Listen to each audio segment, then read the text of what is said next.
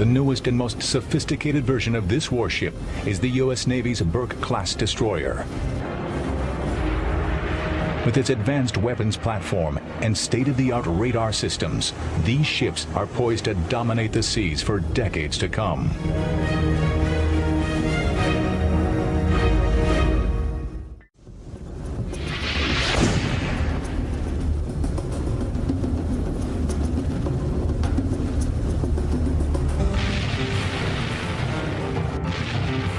Fierce naval clashes of battleship against battleship are an iconic image of past wars.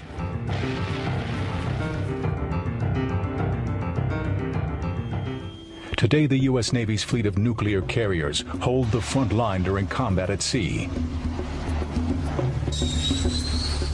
While the carriers get most of the attention in contemporary warfare, it is the destroyers that form the backbone of the modern fleet. In today's Navy, there are three types of surface warships: the frigate, the destroyer, and the cruiser. The smallest and most economical of the three is the frigate. They carry fewer weapons and less sophisticated electronic sensors than the larger destroyers and cruisers. On the high end of the scale are the cruisers, such as the U.S. Navy's Ticonderoga-class Aegis cruisers. The Aegis-class cruisers are especially well-suited to defending carrier battle groups against air attack, often called the shield of the fleet.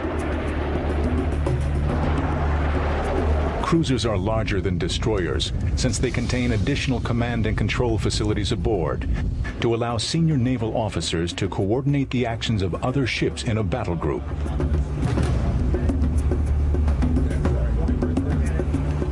The destroyer fits in between the frigate and the cruiser.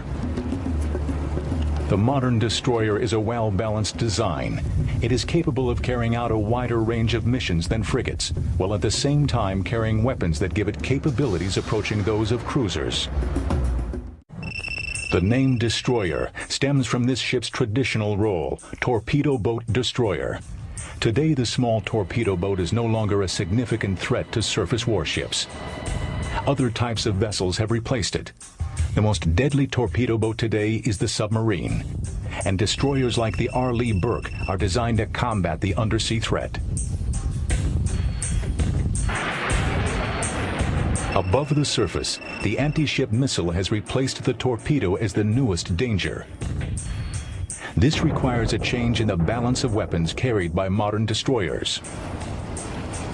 These trends are most evident in the U.S. Navy's newest class of destroyers, the DDG-51 R. Lee Burkes. These destroyers are named in honor of Admiral R. Lee Burke, a legendary World War II destroyer commander. During the fighting in the Pacific, Burke commanded Destroyer Squadron 23 and won several key naval engagements with the Japanese fleets, including the Battle of Cape St. George in November 1943. Burke went on to play a prominent role in shaping the post-war U.S. Navy.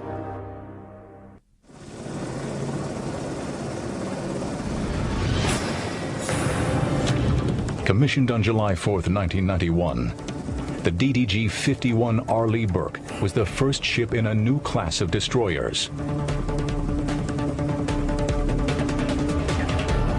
Among the ships in this class is the DDG-67 USS Cole, which was brought to the world's attention in October of 2000 when it was attacked by terrorists and 17 sailors were killed.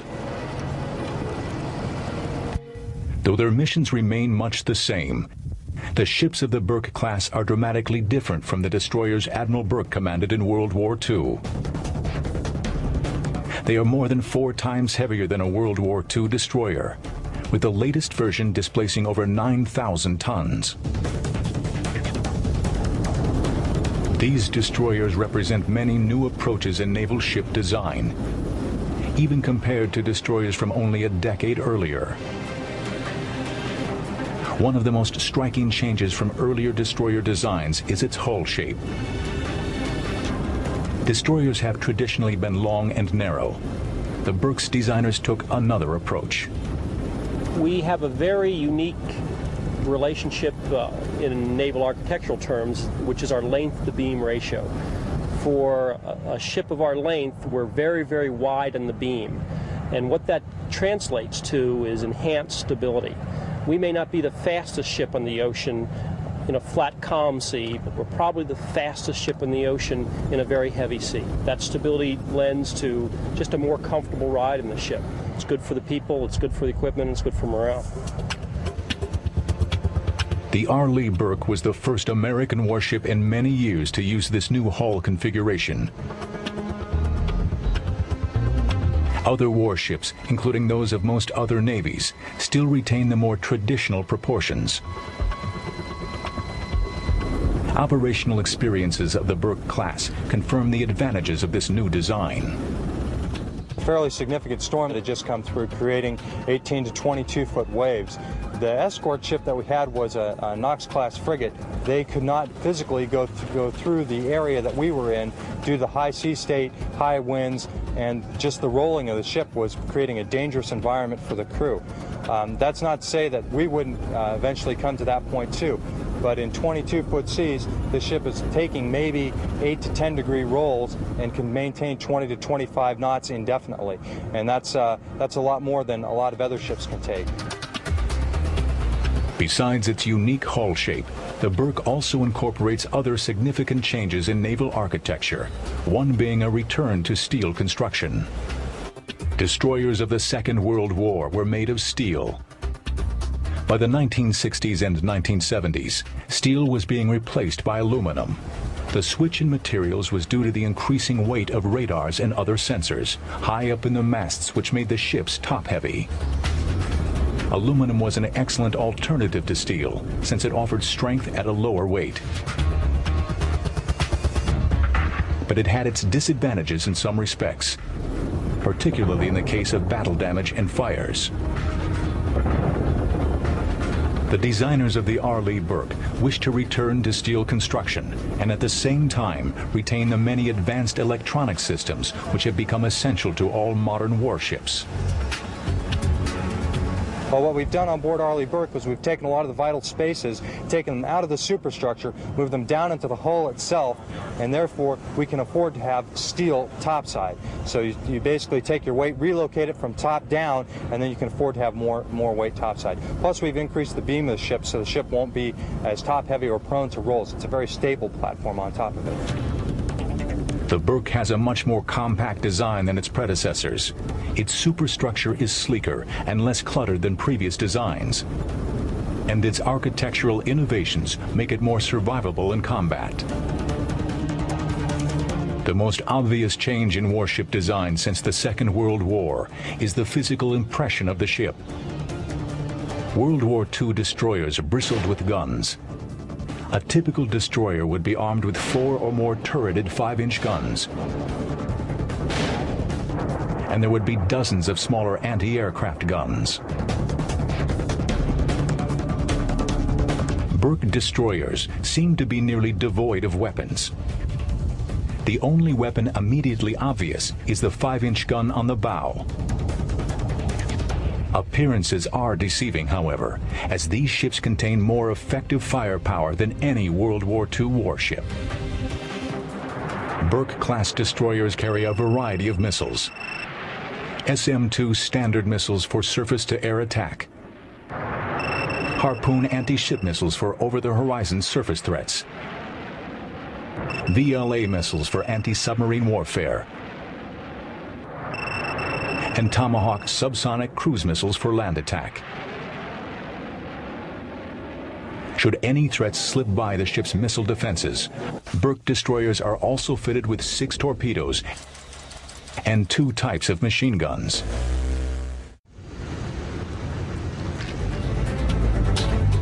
The reason that the R. Lee Burke seems so barren of weapons is that they are hidden deep in the hull in the vertical launcher system.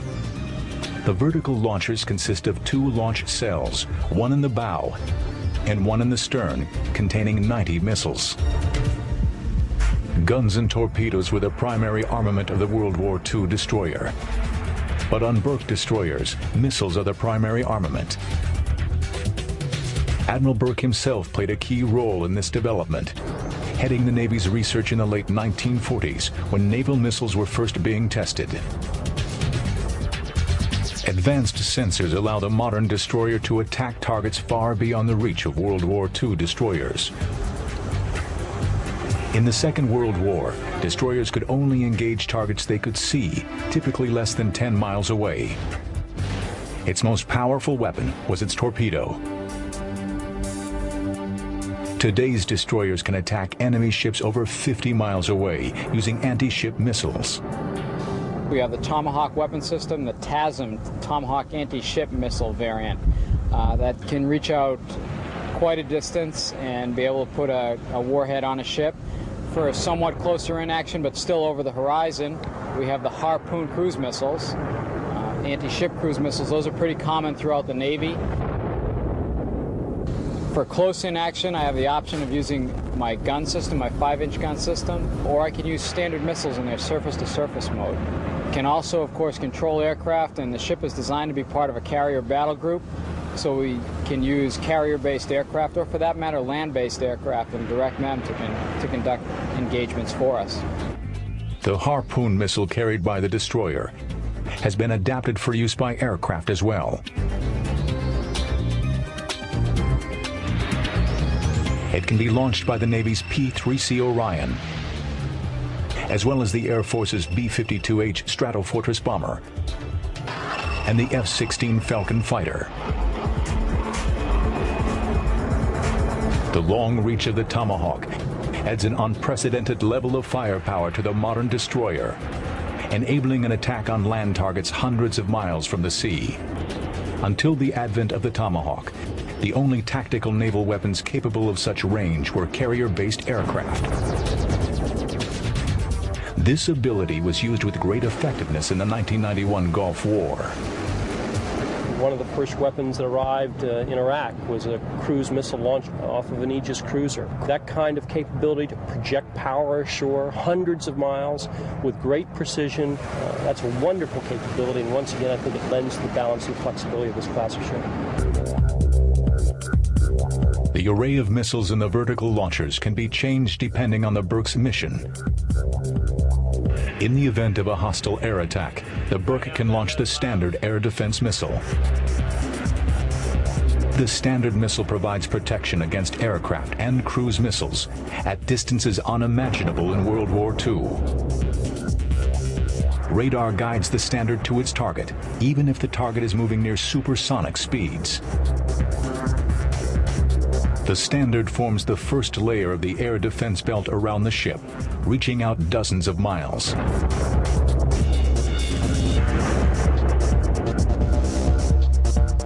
The final layer of defense against enemy anti-ship missiles comes from the close-in weapons system, or CWIS.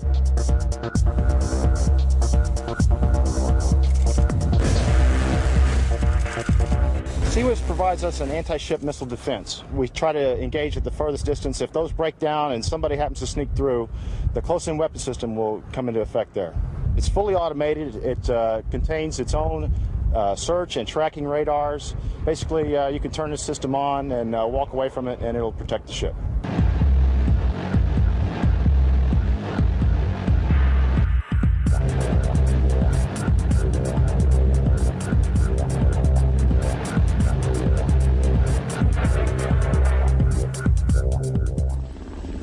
On the rear deck of the destroyer is a landing pad incorporating LAMP's Mark III electronics for coordinated anti-submarine helicopter operations.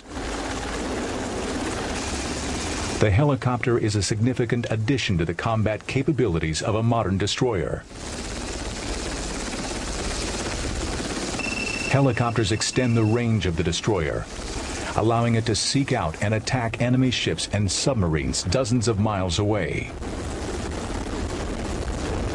One of the few criticisms of the DDG-51 was its lack of a helicopter hangar to permit the helicopter to be permanently stationed aboard ship. This was due to the Burke's compact size. Newer Burke-class destroyers, designated as Flight II ships, were lengthened and substantially reconfigured to incorporate a helicopter hangar facility. These ships can carry 2 SH-60BR Seahawk helicopters.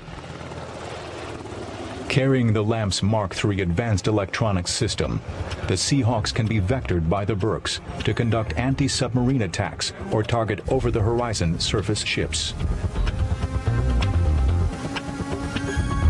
For all the sophisticated radar and sonar-directed weapons on board, there still remains a place for the destroyer's traditional weapons, the torpedo and the gun.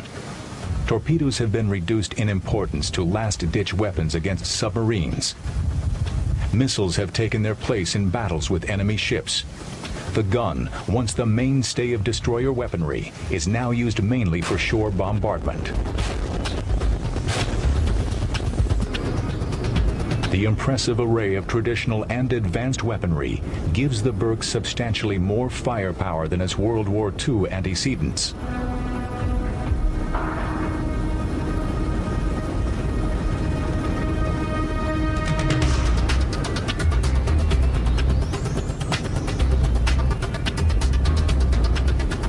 The combat power of a ship can no longer be judged by its weapons alone. Far more critical are its electronic sensors. These sensors allow it to accurately detect a target at long range and then direct the weapons to destroy it with pinpoint accuracy. During World War II, Admiral Burke was among the pioneers of these new sensors, using some of the first naval radars to come into use. On the Burke-class destroyers, the most prominent electronic sensors are for the Aegis radar system, far more advanced than the primitive naval radars of World War II. The Aegis radar is a phased array radar. Unlike traditional radars which rotate to look for targets, the Aegis is electronically steered. These 4 flat panels give the Burke 360-degree coverage every second. The speed and accuracy of Aegis allow for a high degree of automation.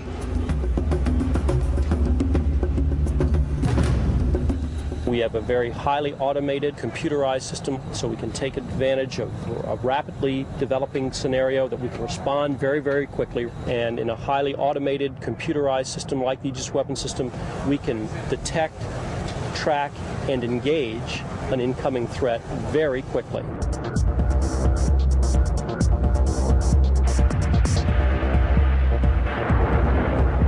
A traditional role for destroyers is anti-submarine missions. As in the case of air defense, the essential ingredient in this mission is its electronic detection system. Located under the bow of the ship, the sonar is the key sensor in submarine hunting. On the bow of the ship is the SQS-53 Charlie sonar, a very high-power, multi-frequency, multi-path type of active sonar. And so we have a great active capability to send active sonar transmissions out to listen for a return and find out where that submarine is. On the after part of the ship is a very sophisticated towed array passive sonar system that we trail behind us almost a mile behind the ship. And so we can put that down at various depths of water, so if a submarine is running deep, we can put our sensor down deep to listen for it. So it's a terrific 1-2 punch. A destroyer in World War II was usually on its own in collecting data on enemy positions. Today, the Burke receives data from many sources, including satellites, surveillance aircraft, and other ships in the battle group. Critical data can be beamed around the world over digital data channels, linking surface warships operating anywhere in the vast expanses of sea.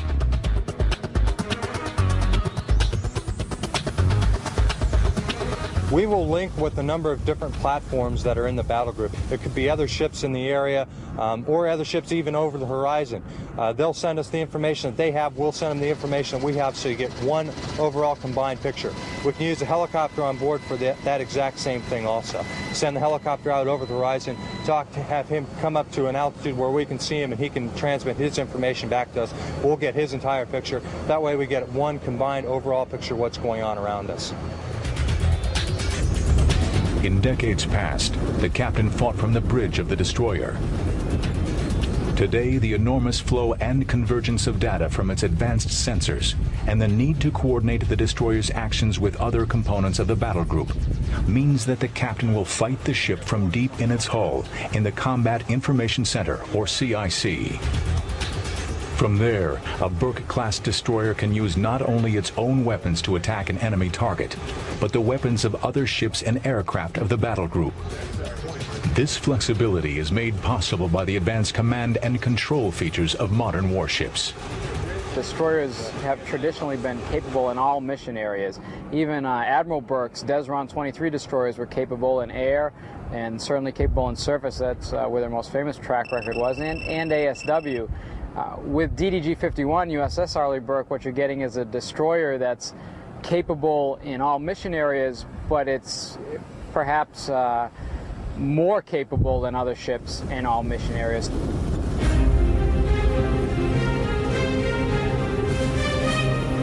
For all their technological differences, the modern destroyer plays much the same role as its World War II ancestor, including air defense, surface attack, and anti-submarine warfare. As the threats to surface warships have changed,